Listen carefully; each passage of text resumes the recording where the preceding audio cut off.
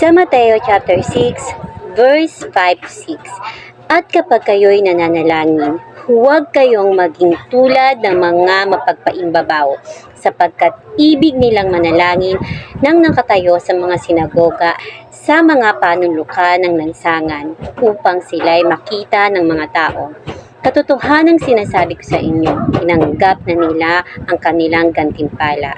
Ngunit ikaw, kapag nananalangin ka, pumasok ka sa iyong silid at isara mo ang iyong pintuan at manalangin ka sa iyong Ama na nasa lihim. At ang iyong Ama na nakakakita sa lihim ay gagantimpalaan ka. Sa panahon ngayon, halos lahat ng ginagawa ng tao ay nakikita sa social media. Kahit ang pananampalataya, may mga panalangin na ipinapakita sa publiko. May mga gawaing mabuti na ibinabahagi para makita ng iba, pero ayon sa aral ng Panginoon, ang tunay na panalangin ay hindi para sa mata ng tao, kundi para sa Diyos. Ano nga ba ang tunay na ibig sabihin nito? Sa Mateo chapter 6 verse 5, binabalaan tayo laban sa pagiging mapagpaimbabaw. Ang mga taong tinutukoy dito ay nananalangin hindi dahil sa pag-ibig sa Diyos, kundi dahil gusto nilang makita at purihin ng ibang tao. Ano ang mapagpaimbabaw? Isang taong nagpapakita ng kabanalan sa labas pero hindi ito tunay sa puso. Sinabi ni Jesus, tinanggap na nila ang kanilang gantimpala. Ibig sabihin, kung papuri ng tao ang hinahanap mo, iyon lang ang matatanggap mo. Wala nang higit pa mula sa Diyos. Ngunit may tamang paraan. Sa Mateo chapter 6 verse 6, dito naman itinuro ni Jesus ang tunay na panalangin. Pumasok ka sa iyong silid.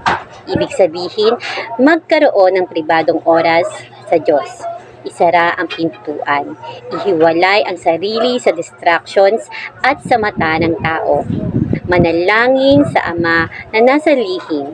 Ituon ang puso sa Diyos, hindi sa audience. Ang Ama na nakakakita sa lihim ay gagantimpalaan ka. Ang Diyos ay nakakakita kahit walang ibang nakakakita. Hindi kailangang ipakita sa iba ang iyong panalangin para ito'y maging totoo. Mas mahalaga ang lihim na relasyon mo sa Diyos kaysa sa nakikita ng tao. Sa kasalukuyang mundo, may mga taong nagpo-post ng kanilang panalangin para sa likes. May mga religious content na minsan ay nagiging performance na lamang. May mga taong mukhang banal online pero iba ang ugali sa totoong buhay. Ang tanong, ginagawa ba natin ito para sa Diyos o para sa tao? Ang mensahe ng Mateo chapter 6 verse 5-6 ay malinaw. Hindi mahalaga kung gaano karami ang nakakakita sa iyo. Ang mahalaga ay kung paano ka nakikita ng Diyos. Manalangin ka kahit walang nakakakita. Maging totoo sa Diyos, hindi sa tao. Iwasan ang pagpapakita ng kabanalan para sa papuri. Maglaan ng tahimik na oras para sa Diyos sa araw-araw. Ang tunay na panalangin ay hindi isang palabas. Ito ay isang relasyon. Sa Mateo chapter 6 verse 5-6, tinatawag tayo na bumalik sa pagiging totoo, sa pagiging lihim, at sa pagiging malapit sa Diyos. Sapagkat sa huli, hindi ang papuri ng tao ang magbibigay ng tunay na gantimpala, kundi ang Diyos na nakakita ng ating puso sa lihim.